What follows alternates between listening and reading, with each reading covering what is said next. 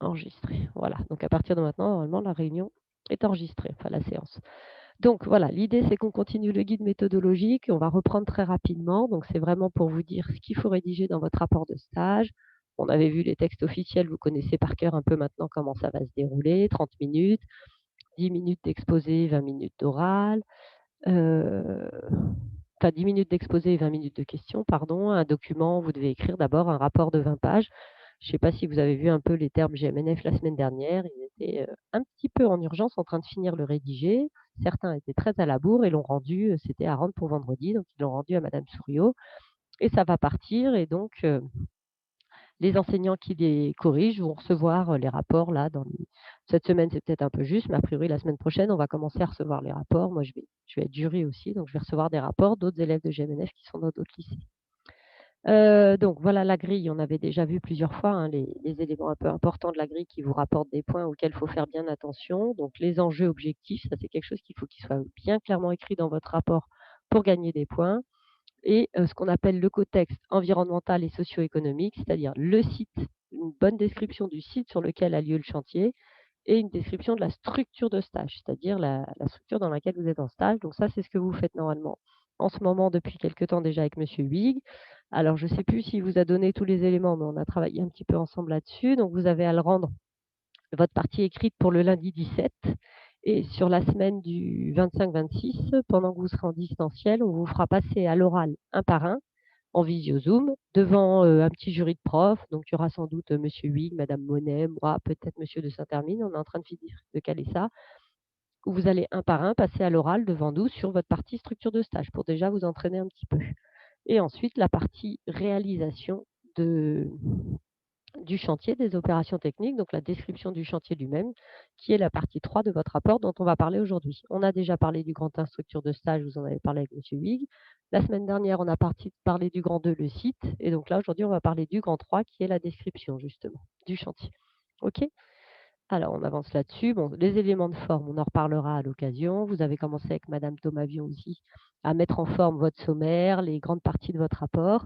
Donc là-dessus, normalement, pour ceux qui suivent le rythme des différents cours, vous avez dû avancer progressivement. Je vais zoomer un peu, j'y ai pas pensé, ça pourrait être plus gros, comme ça on verrait mieux. Voilà. Alors, donc, le contenu du rapport lui-même, vous vous rappelez, donc ce grand tableau, il vous donne un petit peu tout ce qu'il faut mettre dans les parties. Donc le grand 1, présentation de la structure, c'est ce que vous avez rédigé là. Vous avez encore donc jusqu'à lundi prochain pour l'améliorer, le perfectionner, etc. La semaine dernière, on a parlé du grand 2. Donc le grand 2, le site d'intervention, donc le site sur lequel vous allez faire votre chantier. L'idée justement, c'est de le décrire avant qu'on ait fait le chantier, comment il était le site, qu'est-ce qu'il y avait de spécial, qui explique qu'on a eu besoin de faire l'intervention. D'accord?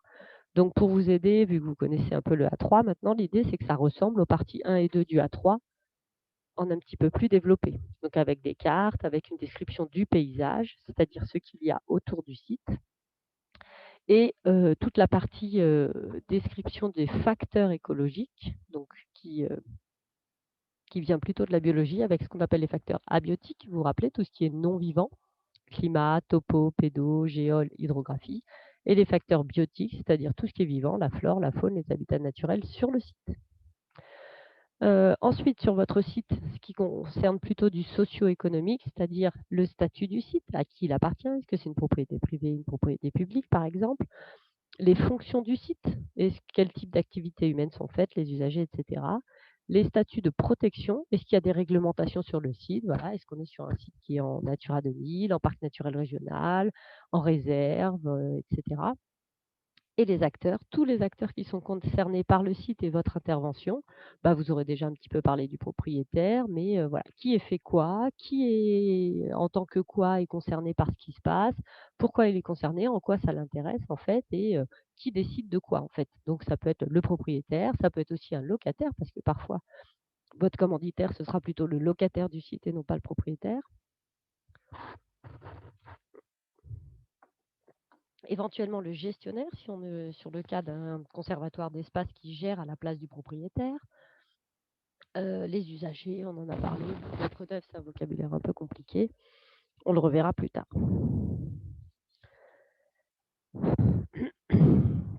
Donc je l'avais dit aussi, pour tous ceux qui ont un rapport qui vont être sur une espèce, il faudra mettre une partie de présentation de l'espèce.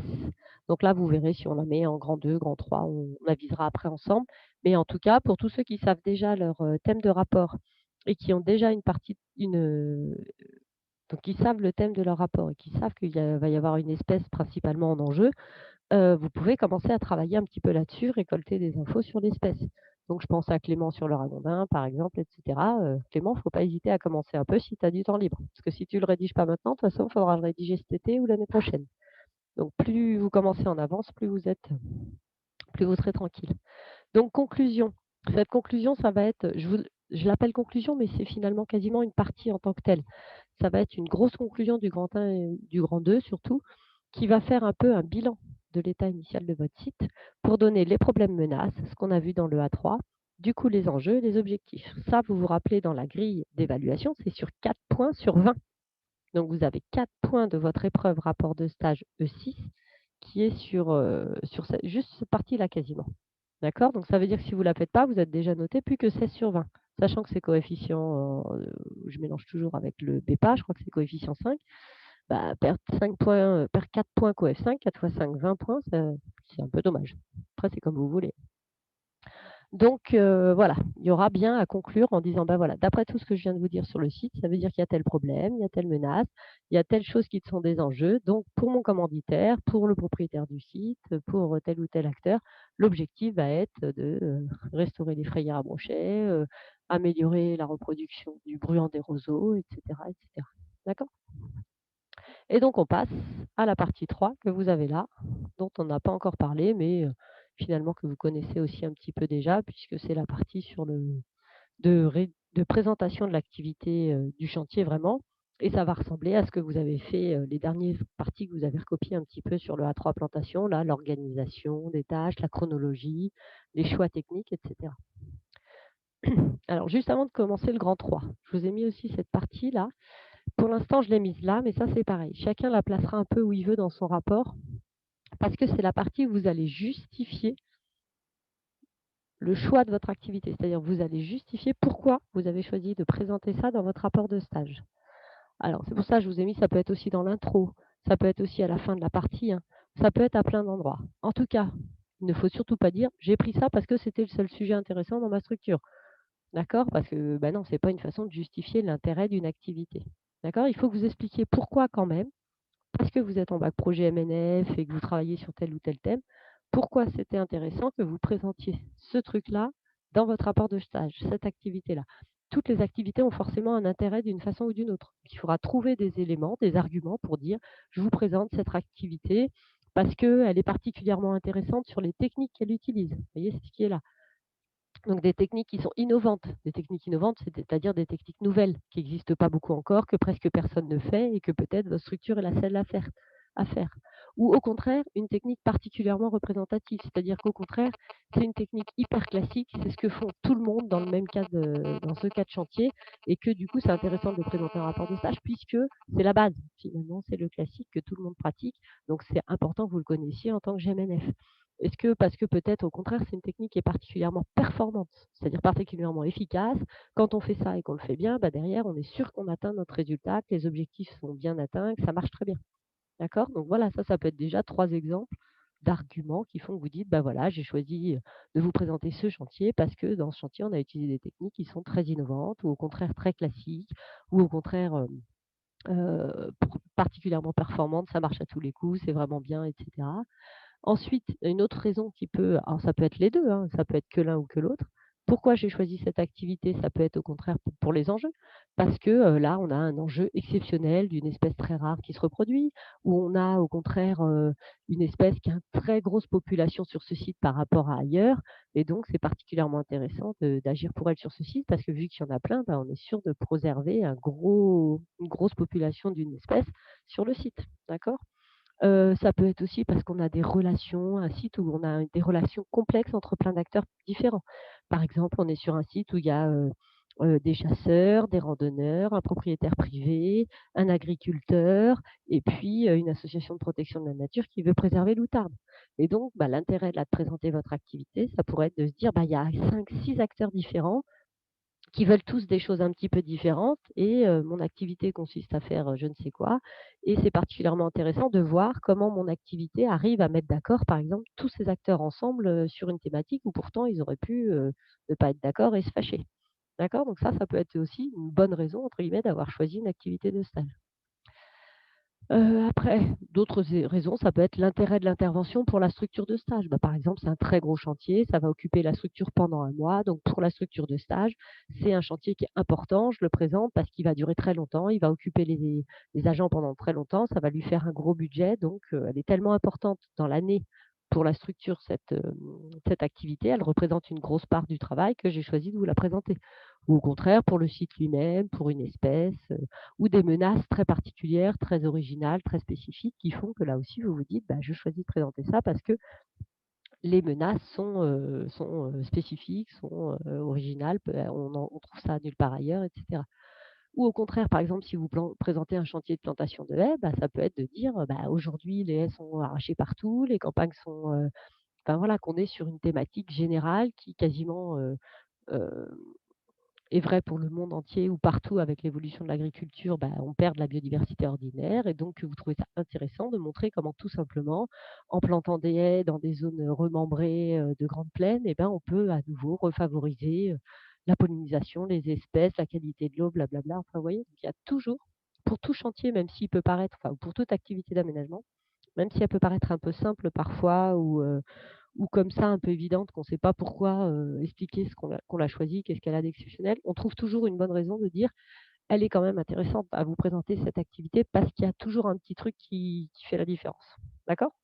Ça, on le travaillera ensemble, mais ça, en tout cas, il faut le faire cette partie-là. Elle n'est pas forcément très longue, hein, c'est peut-être un paragraphe de, 8 lignes, mais il faut la faire parce que, rappelez-vous, si je reprends la grille, pout, pout, pout, ici, non, pas comme ça, tac. Justifier l'intervention choisie par le candidat comme support du document écrit. Ça fait partie des 4 points ici, là, du critère, repérer les enjeux. Vous devez donner les enjeux, les objectifs, mais vous devez aussi justifier pourquoi vous avez choisi cette activité-là. D'accord? Donc c'est important de le faire parce que là, à nouveau, ce serait dommage de perdre, 1 ou 2 points parce que vous n'avez pas fait ça. OK? Hop, hop, hop, hop, on redescend. Voilà. Donc, ça, voilà, vous casez ça à un endroit ou à un autre de votre rapport, justification du choix. Donc, soit on le met là avant le début du 3, après justement enjeu objectif, puisqu'on a vu que ça va, c'est un peu ensemble dans la grille. Soit ça peut être au tout début de votre rapport dans votre intro où vous dites tout de suite, je vais vous présenter mon rapport qui parle de tel thème. Et j'ai choisi ce thème parce que ceci, cela. Ou alors, voilà, vous présentez le site et vous dites à ce moment-là, à la fin du site: «Bah, vous voyez, avec tout ce qui se passe sur ce site, c'est pour ça que j'ai choisi de présenter ce rapport. Il se passe plein de choses, il y a des acteurs, il y a ceci, il y a cela. J'ai trouvé ça particulièrement intéressant. C'est pour ça que j'ai choisi de vous présenter ça». Donc c'est à vous de voir où vous trouvez que c'est le mieux placé dans votre rapport, mais il faut que ça soit quelque part. OK? Et donc maintenant, on passe au grand 3 en lui-même. Est-ce que tout le monde est toujours là? Est-ce que tout le monde est toujours vivant? Ça va?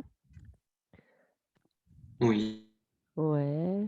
Oui, Vous dormez pas parce qu'en fait, Non. on a des suspicions qu'il y en a qui se connectent et qui, en fait, après n'écoutent pas, sont juste, ont mis Zoom et puis, font autre chose.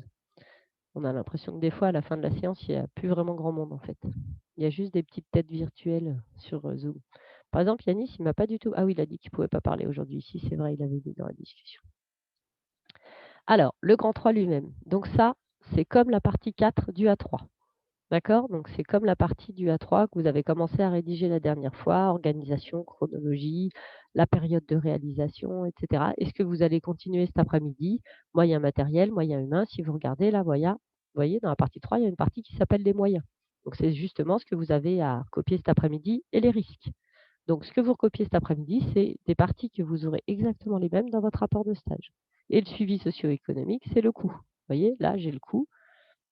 De la même façon, c'est ce que vous allez recopier du A3 cet après-midi, c'est ce que vous aurez à faire dans votre rapport. Donc là, principalement pour cette partie 3, c'est plutôt le cours d'aménagement qui va vous aider puisque le cours d'aménagement, c'est vraiment le cours où on étudie, on analyse les chantiers qu'on fait et on apprend à les faire. Donc l'idée, c'est que cette partie 3, vous montrez que vous avez, acquis les compétences d'aménagement, d'organisation d'un chantier, que vous avez compris l'activité que vous présentez dans votre rapport de stage, comment elle se fait, pourquoi elle se fait comme ça, et cetera. D'accord? Et après, il y aura un peu d'économie aussi justement dans les coûts du chantier, et cetera. Ça, c'est un cours que vous allez faire en économie l'année prochaine, en terminale, monsieur Huygui le fait plutôt. Alors, donc on utilise le cours d'aménagement. Alors, ce qui est important dans cette partie, vu qu'on est vraiment sur de la compétence d'aménagement technique, c'est que vous utilisiez absolument le bon vocabulaire technique pour parler des choses. Donc le bon nom des techniques, le bon nom des machines, des outils, et cetera, pour que vous montriez que, vous avez acquis les compétences techniques. D'accord? Donc comme quand on a fait par exemple le chantier à Sainte-Soline, on m'a dit qu'on faisait des petits fagots, qu'on les mettait en tas. On dit qu'on exporte des rémanents, on dit qu'on coupe au sécateur de force, à la cisaille ou à la scie à main par exemple, qu'on les taille en hauteur, à 1 mètre pour éviter de faire de l'ombre au sol, d'apporter de la matière organique, enfin voilà, bien tout expliquer avec toujours le vocabulaire professionnel technique. Et l'idée, en fait, c'est de tout argumenter, tout expliquer, le pourquoi, du comment. Il faut que absolument chaque petite chose de votre chantier, la personne qui lit votre rapport, elle a compris pourquoi on a fait ça comme ça. D'accord? Je sais pas, on coupe justement les têtes à Sainte-Soline, bah, pourquoi on les coupe? On les coupe à 1 mètre, pourquoi on les coupe à 1 mètre? Hem, on les recoupe tous les ans, pourquoi on les recoupe tous les ans? On les met en tas par terre à côté de soi, tous dans le même sens, pourquoi tous dans le même sens? Pourquoi dans le sens de où on va aller après? Pourquoi dans ce sens-là? Ensuite on les met en tas, pourquoi on les met en tas? On les met en tas sous la Freinet, pourquoi on les met en tas sous la Freinet? D'accord? Donc vous voyez que rien que là, j'ai déjà cité 7 choses à expliquer. Donc tout ce que vous avez fait, tout ce qui s'est fait sur votre chantier ou votre activité d'aménagement, vous devez dire tout pourquoi on a choisi de le faire comme ça et pourquoi on n'a pas fait autrement. D'accord? C'est ça qui vous rapporte des points, en fait. C'est vraiment ça le critère que veut vérifier le jury quand vous passez votre rapport de stage. C'est de vérifier que vous n'étiez pas là, passif à ce chantier pendant votre stage, là, à regarder ce qui se passe sans avoir rien compris de ce qu'ils font, pourquoi, comment. L'idée, c'est que vous soyez observateur, que vous ayez bien observé ce qui s'est fait et que vous ayez soit par vous-même compris ce qu'on faisait, pourquoi, comment, soit que vous ayez demandé et que vous ayez bien compris tout ce qui s'est fait, pourquoi, comment. Et le jury va vous poser toutes les questions là-dessus. Et si jamais il y a des choses pas claires, par exemple, vous avez dit les rémanents, on les a exportés. Point. Et ben, il va vous dire: «Bah, vous les avez exportés où? Pourquoi? Comment? Qu'est-ce que vous en avez fait? Qui en a fait quoi?» et cetera. Il va vous le demander. Donc de toute façon, si c'est pas dans votre rapport écrit, il vous le demandera à l'oral. Et du coup, vous vous rappelez, vous avez une seule note générale à la fin de votre rapport de stage. C'est une note générale, vous n'avez pas une note pour l'écrit, une note pour l'oral. Sauf que, comme je vous ai expliqué, les profs qui vont vous noter, comme moi là qui vais noter des élèves, je vais recevoir les rapports la semaine prochaine.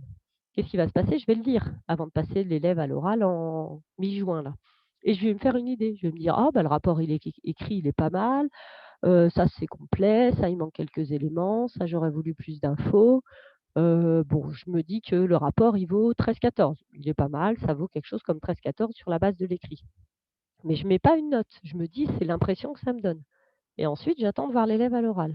À l'oral, bah, l'élève va parler ses 10 minutes. Ensuite, on va lui poser des questions pendant 20 minutes. Donc, je vais lui demander, par exemple, tout ce que j'ai recopié sur une petite feuille en voyant dans son rapport écrit qu'il manquait. Tiens, dans le rapport écrit, ça, c'était pas trop expliqué. Je l'ai noté sur un papier, puis à l'oral, je vais lui demander. Sauf s'il en a déjà reparlé peut-être des fois. Donc voilà, je vais attendre ce qu'il me dit, je vais lui poser des questions et cetera. Et grâce à ça, grâce à ce qui va se passer à l'oral, bah, ma note que je m'étais mis un peu dans la tête de 13-14, je vais me dire: «Bah, à l'oral, il a vraiment été bon, en fait, tout ce qu'il n'avait pas dit à l'écrit, il a su l'expliquer, en fait, c'est qu'il ne l'avait pas mis, mais là, il l'a rajouté, il a bien expliqué et cetera». Donc on n'a quasiment pas pu le piéger, toutes les questions, il avait toutes les réponses, il savait tout, c'était bien expliqué. Donc bah, de 13-14, on va peut-être monter à 15-16, 17, ça dépend, la performance à l'oral. Au contraire, si je pars de 13-14 puis qu'à l'oral, bah, les choses qu'il n'avait pas mis dans son écrit que je lui redemande, bah, il ne sait pas répondre.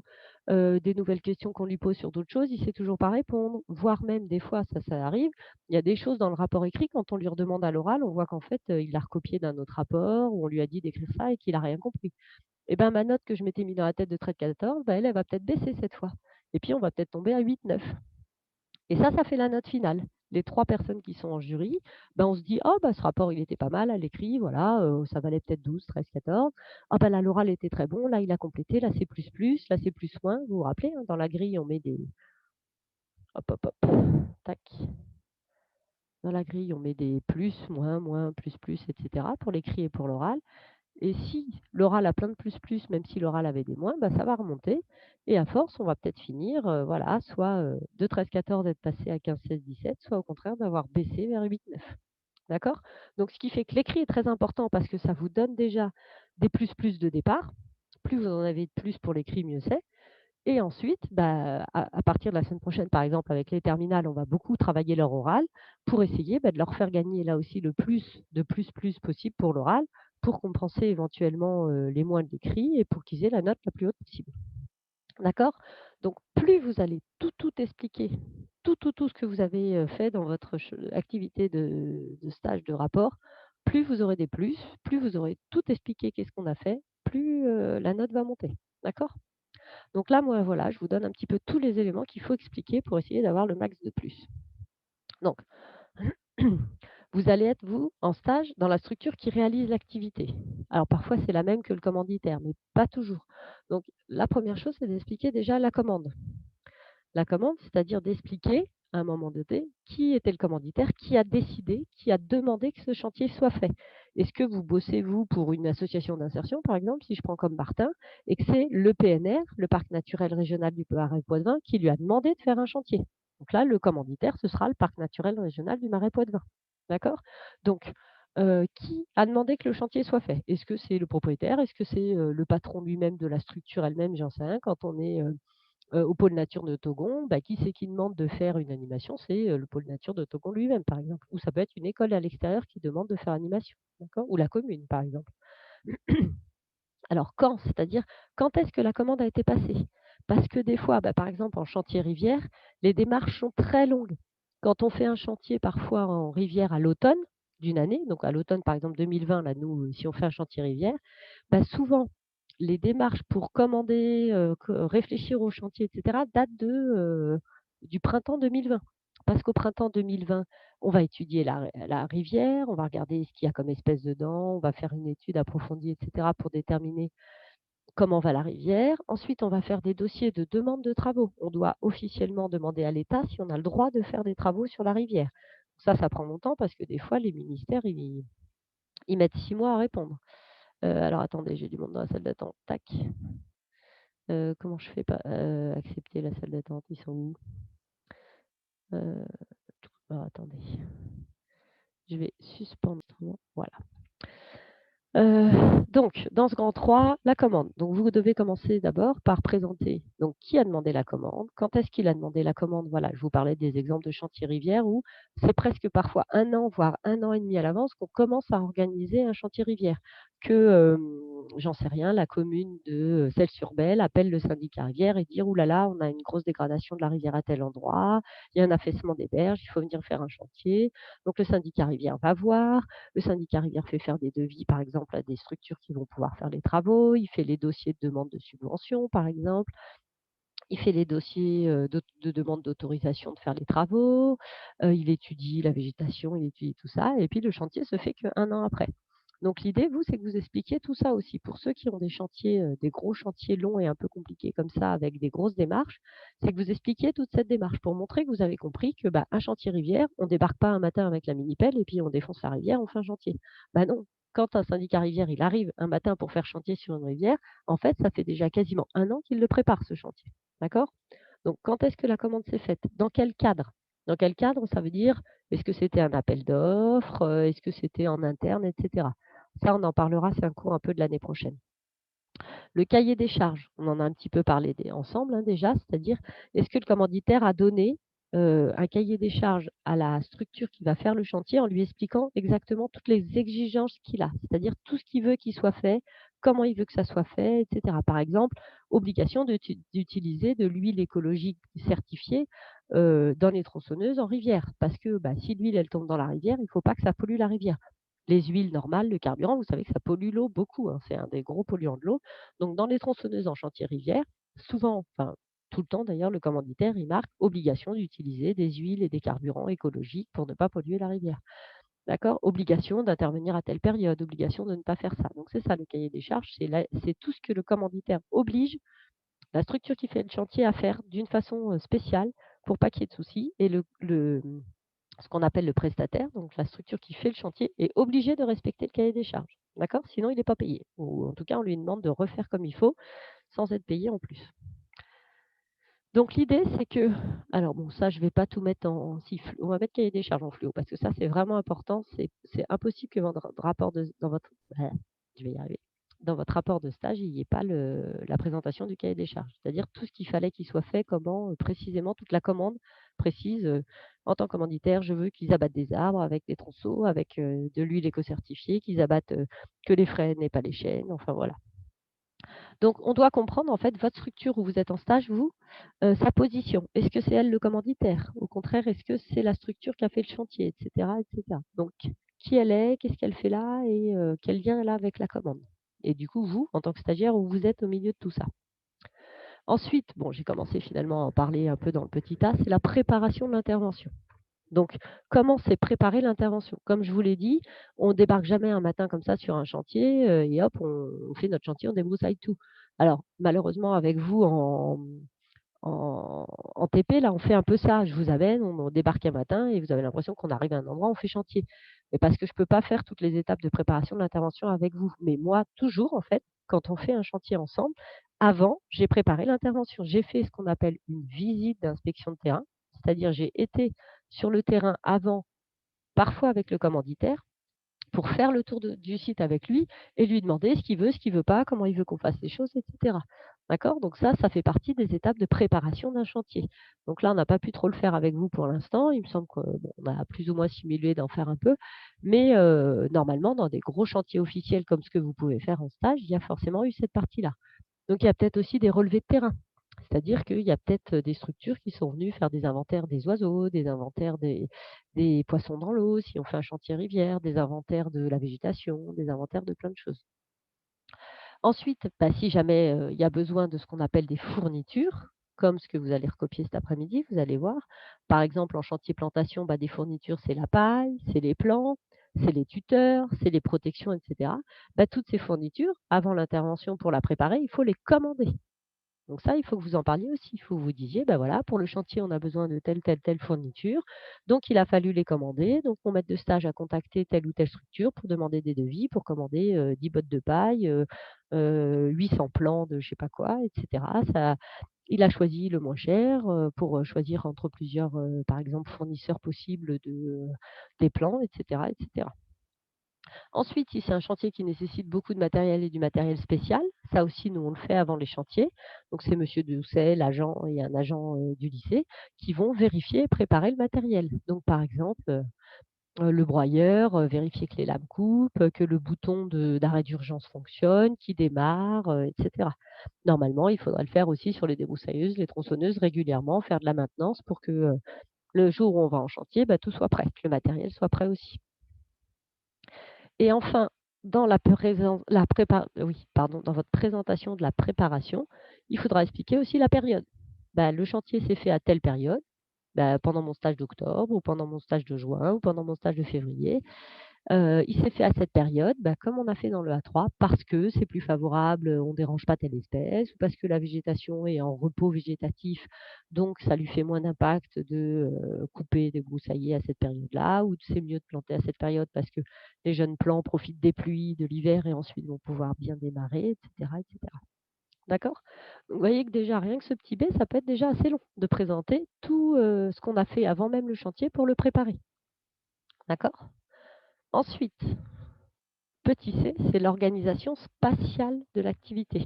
Donc l'organisation dans l'espace, c'est-à-dire à l'échelle du site, donc de la cartographie du site, des différentes zones du site, comment s'est organisé le chantier? Est-ce qu'il y avait des chantiers dans toutes les zones? Ou est-ce qu'il y avait, des activités que dans une zone? Est-ce qu'il y avait une, 2, 3 équipes dans des zones différentes et cetera? Donc présentez bien à l'échelle de l'espace, donc sur la carte du site, comment tout ça s'est organisé, où est-ce qu'il y avait quelle activité, qui faisait quoi. Donc ça, c'est ce qu'on va appeler vous allez le présenter principalement sous la forme du plan d'installation du chantier. Donc ça va être un plan, tout simplement, hein, une carte ou un schéma. Hop, je vous le mets en rouge et gras. Donc un espèce de gros plan sur lequel vous allez justement, plan du site, pouvoir présenter toutes les zones importantes du chantier. C'est-à-dire, par exemple, les accès. Ça, c'est comme on fait aussi dans notre A3 dans notre A3, dans la partie cartographie. Donc, par où on arrive sur le site? Par où se stationne, par exemple, le véhicule de chantier? Donc le camion de chantier, voilà, il arrive par ce petit chemin, il se stationne à tel endroit, à côté de la roselière, par exemple. Quelles sont les différentes zones d'intervention? Donc, par exemple, à Sainte-Soline, on a les 3 grandes zones d'intervention. Celle qui est à côté de la roselière, celle qui est plutôt au milieu, et puis c'est celle qui est tout au fond, à côté, du petit fossé en eau, par exemple. Où est-ce qu'on a stocké le matériel? Donc la zone de stockage du matériel. Les zones de stockage des rémanents, si on a des endroits où on fait des tas ou si on a un endroit où il y a le broyeur qui broie les rémanents, à quel endroit est le broyeur, et cetera. Donc on place tout ça sur notre plan. Les déplacements, c'est-à-dire s'il y a des petits sentiers précis, spéciaux sur lesquels les agents doivent passer pour aller d'une zone à l'autre, par exemple pour emmener les rémanents. Donc ça, c'est pareil, on le marque sur notre plan d'installation du chantier. Le sens de progression de l'activité, ça c'est en fait, alors c'est plus pratique quand on se voit pour que je vous le montre, mais on en reparlera ensemble. C'est-à-dire sur la carte, montrer par exemple, d'où est-ce qu'on a commencé notre chantier et vers où on a avancé. Donc par exemple, c'est montrer que sur un chantier plantation, on a commencé la plantation du bord de la route et puis petit à petit, on a avancé vers, le fond du champ. À Sainte-Soline, c'est de montrer par exemple qu'on a commencé, à côté de la roselière et puis que petit à petit, on a été vers le fond. D'accord? Donc c'est déjà où sont toutes les zones et en plus, peut-être avec des flèches ou des choses comme ça, dire: «On a commencé à cet endroit-là le débroussaillage et on a avancé par là» et toujours, vous vous rappelez, l'idée là, c'est de pourquoi? Pourquoi on a fait comme ça? Donc c'est de dire: «Et on a choisi de commencer dans telle zone et d'avancer en allant par là, parce que c'était plus simple, parce que comme ça on se rapprochait de plus en plus de la zone de stockage des rémanents ou parce qu'au contraire, ça permettait de faciliter le travail en commençant par la zone la plus accessible et puis petit à petit de s'éloigner alors que si on avait voulu commencer par l'autre côté, c'était déjà compliqué d'y aller ou parce que le sol était plus portant, quand on a commencé le chantier». Enfin, donc pourquoi on a commencé à un endroit et qu'on a avancé par tel autre endroit, pourquoi on a fait la zone de stockage du matériel à tel endroit, pourquoi on a fait une zone de stockage des rémanents à tel endroit, pourquoi on s'est déplacé en passant par là, pourquoi on a accédé au site par là, pourquoi les zones d'intervention sont à tel endroit, pourquoi il y en a 3, 4, 5 ou une seule, etc. OK, donc le pourquoi de tout. De tout ce que vous mettez là, vous devez déjà dire le pourquoi aussi en plus. Donc vous avez votre gros plan, donc une grosse carte du site avec tout ça qui est indiqué et en plus, à côté, vous aurez du texte pour dire: voilà, la zone d'accès est à tel endroit parce que, c'était le plus simple, ça permettait d'arriver tout de suite dans la bonne zone d'intervention. On peut accéder aussi par l'autre côté, mais pour nous, c'est pas pratique du coup. La zone de stockage du matériel a été placée à tel endroit parce que comme ça, elle est au milieu des 3 zones, d'intervention, donc ça permet que, n'importe quelle équipe puisse rapidement retourner chercher du matériel s'il y a besoin et cetera. D'accord? Donc, voilà cette partie C, c'est l'organisation dans l'espace sur le site avec un gros plan et une explication du pourquoi de tous les choix de où on a fait quoi. D'accord? En fait, c'est le où. L'organisation spatiale du chantier, c'est où. Où on a fait quoi.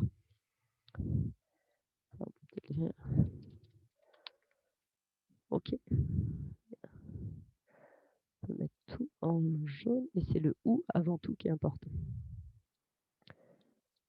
D'accord? Donc ça, c'est la partie pour expliquer toutes les choses qui sont du où est-ce qu'on a fait chaque chose. Ensuite, le petit D, c'est la chronologie, les étapes. C'est l'organisation, non pas dans l'espace cette fois, c'est l'organisation dans le temps. C'est-à-dire, on vient de voir que l'organisation dans l'espace, c'est le où. Là, ça va pas être le où, ça va être quoi? C'est le quand. Très bien, j'ai pas reconnu la voix. Axel, non? C'est Samuel. Ah, c'est Samuel. Ah tu vois, je croyais que c'était une plus grosse voix que ta petite voix de d'habitude. Ben non, c'était Samuel. Donc cette fois, c'est le quand. Donc là, c'est pareil, en fait, je vous ai mis petit c le où, petit d le quand, mais peut-être que ce sera l'inverse. Peut-être que dans votre chantier, ce sera plus logique de présenter vous d'abord quand on a fait quoi, de dire on a commencé par faire ça et ensuite on a fait ça. Et peut-être c'est après que vous mettrez le C où on a fait quoi. Moi, je vous ai mis les parties dans cet ordre-là pour l'instant parce que c'est venu comme ça et parce qu'il y a une certaine logique. Mais peut-être que pour votre activité à vous, ce sera plus logique de présenter d'abord quand est-ce qu'on a fait les choses, donc quelle activité devait se faire avant une autre, quelle tâche plutôt, et l'organisation spatiale de la présenter après au contraire. D'accord? Donc ces parties-là, autant bon la commande et la préparation de l'intervention, on la présente forcément avant l'intervention. Ce serait pas très logique de présenter, la préparation après avoir décrit l'intervention elle-même. Donc ça, c'est plutôt dans cet ordre-là. Mais le C, le D, le E, le F même, tout ça, c'est pas forcément exactement dans cet ordre-là. Et peut-être que même le E et le F, vous allez pas faire 2 parties, vous allez en faire qu'une. D'accord? Donc n'oubliez pas ça. Ça, c'est un cadre général, ce document que je vous donne pour vous aider à voir tout ce qu'il faut mettre, mais vous avez le droit à avoir une souplesse, à changer un peu les parties, les regrouper certaines si vous trouvez que ça va ensemble, les inverser, changer l'ordre des choses que vous présentez et cetera. D'accord? Alors, la chronologie. Alors, là-dedans, l'idée, c'est de présenter la liste des opérations, donc tout ce qui a dû se faire. Bah, par exemple, à Sainte-Soline, il y a du débroussaillage, il y a eu de la fauche de la roselière, il y a eu de l'abattage des peupliers, il y a de la recoupe, des têtes de saules qui avaient déjà été coupées. Après le débroussaillage, il a fallu racler les rémanents. Il y a l'exportation de tous les bois qu'on coupe, c'est déjà pas mal. Est-ce qu'il me manque quelque chose? Donc en gros, ça fait 6 ou 7 tâches. Donc voilà toutes les opérations qu'on a menées. Donc ça, c'est la liste, c'est, tout ce qu'on a fait et après il faut présenter l'enchaînement, c'est-à-dire quelle tâche on fait en même temps qu'une autre, quelle tâche on est obligé d'attendre qu'une autre tâche soit finie pour la faire. Par exemple, le débroussaillage de la mégaforbier à côté de la roselière et ensuite il faut racler les rémanents. Ben ça, vous pouvez pas le faire en même temps par définition avec les distances de sécurité de la débroussailleuse et cetera. Donc vous allez dire que d'abord, on fait le débroussaillage de la mégaforbier et quand le débroussaillage est fini, eh ben, on commence à racler. Par contre, en même temps que le débroussaillage de la mégaforbier se fait, eh ben, il peut se faire un petit peu plus loin la coupe des têtes de saule, à 1,20 m, 1,50 m. Donc vous voyez, il y a certaines tâches qui se font en même temps les unes les autres et d'autres qui se font forcément après. Parce qu'il y a besoin que la tâche d'avant soit finie pour pouvoir la faire. D'accord? Alors là, on peut l'écrire peut-être. Que fait-on en même temps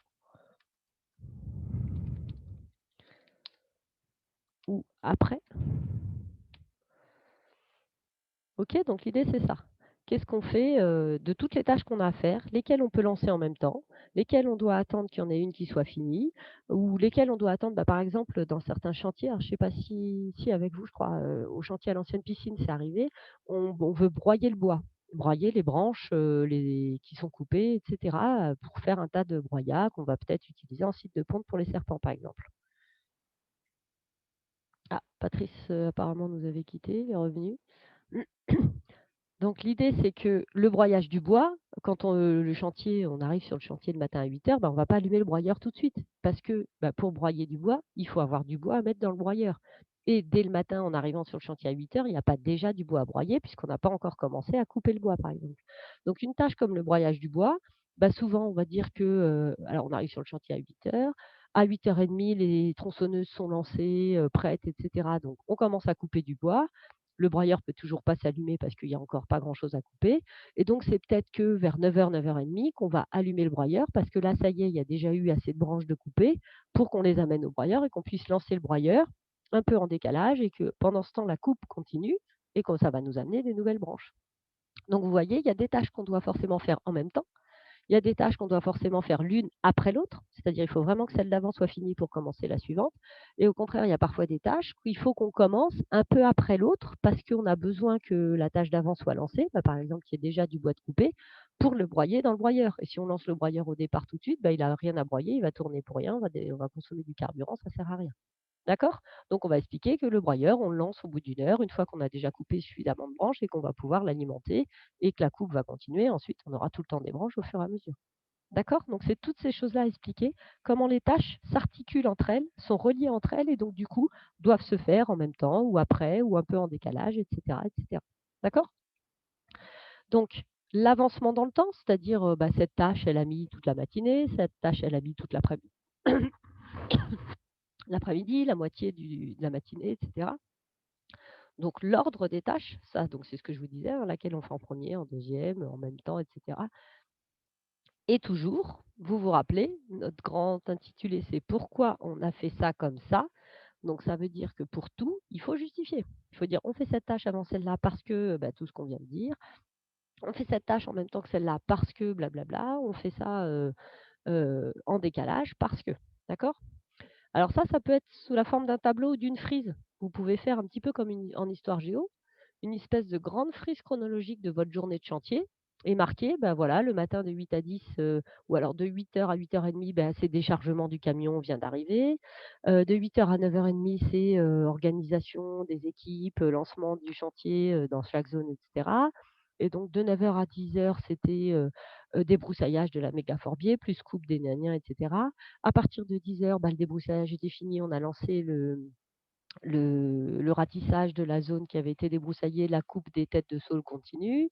À partir de 13h30, bah, on a commencé le tronçonnage des peupliers, et cetera. Donc ça peut être une espèce de grande frise chronologique où vous marquez toutes les actions qui se sont faites au fur et à mesure de l'avancement de la journée, de la semaine de chantier, et cetera. Et toujours à côté, vous vous rappelez, justification, donc à côté un petit texte de cette frise qui explique justement, bah, pourquoi on fait tel truc après tel truc, pourquoi on fait telle action en même temps, et cetera. D'accord? Donc vous voyez que ce petit c, ce petit d, c'est déjà des grosses parties, hein. C'est déjà des éléments où si vous voulez vraiment bien tout expliquer, le qu'est-ce qu'on a fait, où, quand et pourquoi, ça peut déjà être très long. D'accord? C'est pour ça, bah, vous avez vu dans le A3 plantation, c'était les 2 plus grosses parties à recopier. Parce que finalement, si on veut absolument tout expliquer, bah, comme pour notre plantation là, ça peut être très long. Voilà, il y en avait 3 qui préparaient le pralin, pendant qu'il y en avait qui piquetaient, pendant qu'il y en avait qui triaient, mélangeaient les blancs. Quand ils ont fini de trier, mélanger, bah, ils ont commencé à vouloir planter. Ceux qui avaient préparé le pralin, ils avaient fini, donc ils ont rejoint. Pendant ce temps, donc ils ont commencé à planter. Après, il y en a qui sont passés au paillage. Après, il y en a que donc voilà, ça peut être très long de tout expliquer, comment on s'est organisé. Est-ce que ça va? Est-ce que je vous ai perdu? Où est-ce qu'elle est la discussion? Je vais le reprendre maintenant, tant pis. Donc l'idée, c'est de présenter ce qui s'est réellement fait lors de votre chantier. Même si pendant votre, activité en structure de stage là, le chantier ne s'est pas fait de la meilleure façon qui soit, ne s'est pas fait dans les règles de l'art, même s'il y a eu des mesures de sécurité qui n'ont pas été respectées, vous êtes que stagiaire. Vous n'êtes pas un inspecteur, vous êtes pas, donc vous devez présenter la réalité. Vous devez présenter l'activité d'aménagement telle que vous y avez participé, telle qu'elle s'est faite. C'est pas vous qui l'encadriez, de toute façon, c'est pas vous qui avez fait les choix. Donc vous devez décrire exactement ce qui s'est passé, même si vous constatez qu'il y a des choses qui se passent qui ne devraient pas. Parce que un peu plus loin, il y a une partie où justement vous allez faire un bilan, un diagnostic de ce qui a été et ce qui a pas été. Et vous allez dire, ben voilà, dans la partie G, je vous ai dit que pour la gestion des risques, par exemple, les distances de sécurité n'ont pas été respectées. Là, vous dites, bah, voilà, il aurait fallu respecter les distances de sécurité et là, vous allez expliquer, bah, lors du chantier, les distances de sécurité n'ont pas été respectées parce que ceci, parce que cela, je ne sais pas, peut y avoir des raisons. Mais je sais, moi, en tant que bac pro GMNF, que les distances de sécurité auraient dû être respectées, qu'il aurait dû y avoir 15 mètres entre les exécutants et donc que peut-être, mon maître de stage aurait dû organiser son chantier différemment. C'est-à-dire qu'au lieu de mettre 3 débroussailleuses dans cette zone qui est trop petite, en mettre que 2 et pendant ce temps, le troisième, bah, il faisait autre chose, mais là, il a voulu en mettre 3 pour aller plus vite, sauf que moi, j'ai constaté que les distances de sécurité n'étaient pas respectées. Bon, bah, peut-être qu'il n'y a pas eu d'accident, très bien, mais s'il y en avait eu un, il pouvait y avoir des soucis, quoi. D'accord? Donc dans la partie G, vous expliquez, voilà, comment ça s'est passé, quel risque il y a eu et comment ça a été géré et si jamais il y a des choses qui étaient pas tout à fait comme il fallait, bah, vous en parlerez dans la partie 4 où vous direz: «Ben, finalement, par rapport à ce qui aurait dû se faire, tout ne s'est pas fait tout à fait comme il fallait. Ça aurait pas dû se faire comme ça. Moi je sais en GMNF, voilà les réglementations qu'il faut suivre, les EPI, donc il aurait fallu faire ci, il aurait fallu faire ça. Ça s'est pas fait tout à fait comme il faut». D'accord? C'est justement le niveau qu'on vous demande, la compétence qu'on vous demande là, c'est-à-dire au départ juste de décrire comment s'est fait le chantier, mais ensuite de montrer dans la partie 4 que vous avez constaté qu'il y a des choses qui n'étaient pas tout à fait comme il fallait et que, vous, vous savez comment il aurait fallu faire pour, éviter de faire des choses dangereuses, par exemple. OK? Donc ça, c'est la dernière partie qui est vraiment de l'aménagement. Donc vous voyez vraiment toutes ces parties A, B, C, D, E, F, G, c'est vraiment ce qui est l'aménagement, la description du chantier. Et à partir de la partie H, c'est ce qu'on appelle le suivi socio-économique du chantier, c'est plutôt de l'économie. C'est-à-dire faire un bilan un petit peu du chantier d'un point de vue, social, donc des acteurs par exemple, et d'un point de vue économique, donc financier. Donc l'idée, ça va être comme la partie que vous rédigez cet après-midi là dans le A3 plantation en regardant la vidéo sur YouTube, c'est de vérifier tous les éléments du coût. C'est-à-dire, le coût du chantier d'un point de vue quantitatif, donc le total du coût. Est-ce qu'il y a eu un devis fait par, la structure qui a fait le chantier? Est-ce qu'il y a une facture? Quel était le budget total? Qu'est-ce qu'il y avait comme financement? En particulier, est-ce qu'il y avait des subventions, par exemple, de la région, vous vous rappelez, comme le chantier de plantation de haies, là, où il peut y avoir des subventions par la département ou de région. Et l'idée, c'est de pouvoir dire, il y avait, 10 personnes qui ont bossé 8 heures chacun, donc ça fait 80 heures. Chaque personne est payée 10 € de l'heure, je dis n'importe quoi, donc 80 heures de travail en tout par 10 personnes pendant 8 heures, 80 heures de travail. Chaque heure est payée 10 € de l'heure, donc 80 heures de travail à 10 € de l'heure, ça fait déjà un budget de 800 € de travail. Ensuite, on a utilisé des machines. La machine, elle coûte tant, quand on l'utilise pendant 1 heure, ça revient à 3, 5, 10, 15 €. Donc la machine a fonctionné 4 heures à 15 € de l'heure, ça fait 60 €. Donc 800 € de travail de gens plus 60 € de la machine, ça fait 860 € de coût du chantier, par exemple. D'accord? Donc l'idée, c'est que vous soyez capable de faire ça un petit peu l'année prochaine quand vous allez faire le cours d'économie avec monsieur Huy. Ça veut dire que quand vous allez faire votre chantier, là, si vous le faites, il faut noter toutes ces choses-là. Il faut essayer de noter, là, on a fait, une journée de chantier de, 9 heures à midi et de 14 heures à 17 heures, donc ça fait 6 heures. Il y avait, 4 personnes en tout, 4 agents plus un chef d'équipe, parce que le chef d'équipe, il est peut-être payé plus cher lui, et il y avait, 2 tronçonneuses, 3 débroussailleuses qui ont marché chacune, 2 heures, 3 heures ou je ne sais quoi. Donc il faut que vous notiez tous ces chiffres-là. Même si vous ne faites pas pour l'instant les calculs, les coûts et cetera, peu importe. Mais il faut que vous ayez ces chiffres pour que l'année prochaine, quand vous allez rédiger cette partie-là du rapport de stage et que vous allez essayer de calculer le coût de votre chantier, que vous ayez bien les données de base. Parce que si vous savez pas, vous savez plus combien il y avait de personnes, qui ont bossé combien d'heures et à quel prix elles sont payées, on ne pourra rien calculer. On pourra faire semblant, hein, mais c'est quand même dommage si on ne fait pas les calculs avec les vrais chiffres. D'accord? Et donc, si jamais vous n'avez pas tous les chiffres, on pourra essayer de le faire, de façon globale, un peu qualitativement. Voilà, et donc l'idée, c'est de faire, voilà, le temps de travail des hommes, le temps de travail des machines, combien ça coûte, le coût horaire, ça veut dire le coût pour 1 heure de travail d'un homme, le coût pour 1 heure de travail d'une machine, les fournitures, voilà, si on a acheté des plants, de la paille, tout ça, combien ça coûte, et ce qu'on va appeler les frais généraux de la structure. Ça, monsieur Huyghe, il vous en parlera aussi l'année prochaine. OK, donc l'idée, c'est que grâce au cours avec monsieur Huyghe l'année prochaine et aux infos que vous allez relever dès que vous faites votre chantier, vous puissiez essayer de faire ce calcul du coût. OK? La partie 4. On ne va pas en parler en détail. La partie 4, c'est le bilan, le diagnostic de l'activité. L'idée, c'est que ce bilan, ce diagnostic de l'activité, en fait, c'est que vous fassiez, comme c'est écrit un peu là, une analyse critique du chantier, constructive, personnelle et argumentée. Donc l'idée, en fait, c'est que vous disiez, voilà, dans la partie juste avant, la partie 3, je vous ai décrit tout comment s'est passé le chantier. Maintenant, je vais vous dire, voilà, ce que j'ai trouvé qui s'est passé bien, pas bien, ce qui aurait pu se passer autrement, les techniques autres qu'on aurait pu choisir, la façon de réaliser les tâches, différentes qu'on aurait pu faire et cetera, qui fait que peut-être le chantier aurait été plus rapide, plus efficace, moins dangereux et cetera. Donc l'idée, c'est de faire un peu le bilan du chantier pour dire, voilà, au final, par rapport à l'objectif qu'on voulait atteindre, par exemple, on l'a atteint ou on l'a pas atteint parce qu'il y a eu, des pannes de tracteur, parce qu'on a pris du retard, parce qu'il y a eu de la pluie, parce que le terrain était plus praticable, parce que, il y a quelqu'un qui s'est blessé ou je ne sais quoi.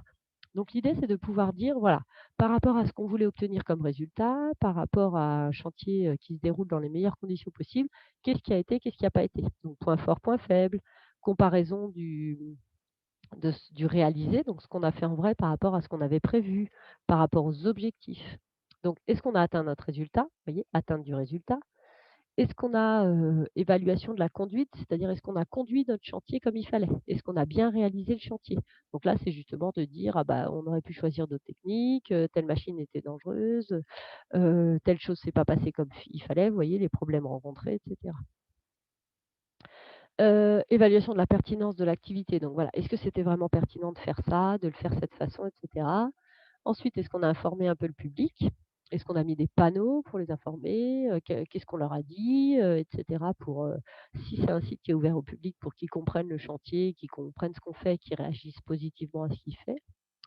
Et ensuite, voilà, après notre chantier, forcément le site, on ne va pas le laisser à l'abandon. Si on fait notre chantier et qu'on laisse à l'abandon et qu'on ne s'occupe plus de rien, bah, peut-être que ça ne va pas évoluer comme on veut. Donc, quelles sont les actions de suivi et de gestion qu'il faut faire sur le site après l'activité pour que bah, ça reste dans un bon état, dans des bonnes conditions par rapport à nos enjeux. Bah, si l'objectif c'était de favoriser voilà, la reproduction du bruant des roseaux, bah, on a fait un chantier une année, c'est très bien, mais peut-être qu'il faut refaire des choses les autres années pour que le bruant des roseaux se reproduise bien. Et pour vérifier que ça marche, bah, il faut faire un suivi du bruant des roseaux. Est-ce qu'il y a des bruyants des roseaux? Combien il y en a? Est-ce qu'ils se reproduisent? Est-ce qu'ils font des petits? Et cetera. D'accord? Donc voilà, on approfondira un peu cette partie-là plus tard parce que c'est un peu compliqué en général. C'est la partie que les élèves ont le plus de mal à rédiger parce que voilà, ça vous demande du recul, et cetera. Mais pour que vous ayez un petit aperçu, voilà à quoi ça ressemble. Et globalement, alors c'est cet après-midi, les vidéos que vous avez à faire pour le A3 plantation, c'est les moyens mis en œuvre et les risques, la première vidéo. La deuxième, c'est le coût. Donc vous allez bien voir justement ces parties dont on vient de parler, à quoi ça ressemble. Et la prochaine vidéo que vous aurez à faire, qu'il faut que j'enregistre et que je vous mettrai, ce sera justement l'analyse critique avec l'atteinte du résultat. Donc, est-ce que notre chantier plantation, on a atteint le résultat qu'on voulait? Et alors, je ne fais pas tout à fait toute cette partie-là, hein, je l'ai fait un peu ensemble, c'est moins détaillé puisque ce n'est pas un rapport de stage non plus. Et la partie E aussi que vous allez faire dans une autre vidéo pour le A3 plantation, la suivi, la gestion du site après la plantation. Là, qu'est-ce qu'il faut revenir faire, dans combien de temps, comment, etc. Est-ce qu'on a planté, puis on s'en va et puis on ne revient plus jamais rien faire?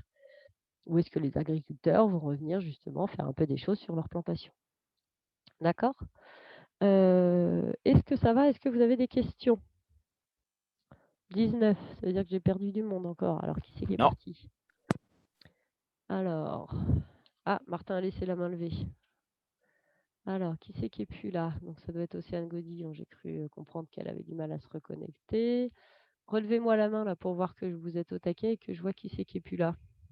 Martin, enlève ta main toi, Martin, puisqu'elle y est. Parce que Martin, elle était déjà. Alors, c'est de la triche. Martin, il s'est endormi, il a mis sa main, après, il a oublié de l'enlever en fait. Donc, Martin, toi, ton défi, c'est d'enlever ta main. Adrien, c'est bon. Samuel est toujours parmi nous. Mais c'est nul, par contre, quand je coche sur vos trucs, ça cache. Patrice est parmi nous. Justine est parmi nous. Océane est là. Clément. Byron. Benoît, parfait. Lilou. Arthur. Evan. Axel, il m'a parlé. Arthur Rousseau n'a pas levé sa main. Alors, j'arrive pas à descendre. Si, ça y est.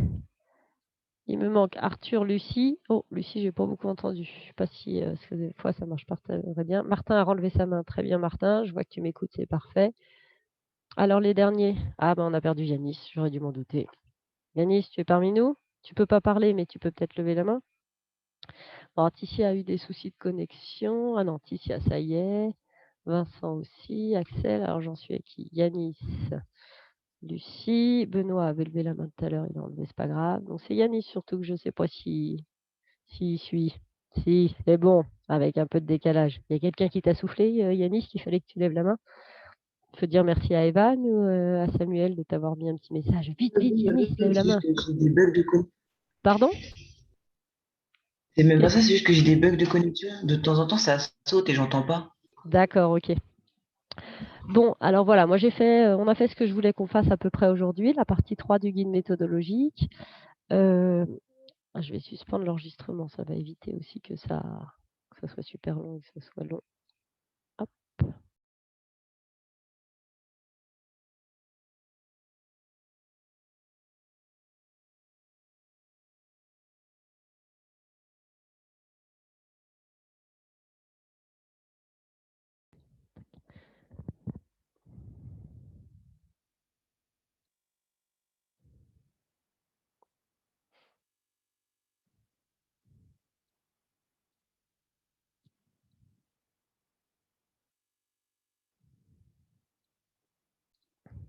Oui, donc je vais reprendre. Alors, il me semble, où est-ce on avait dû s'arrêter, mais j'avoue que je ne suis plus exactement certaine. Je crois que c'était au niveau des choix techniques.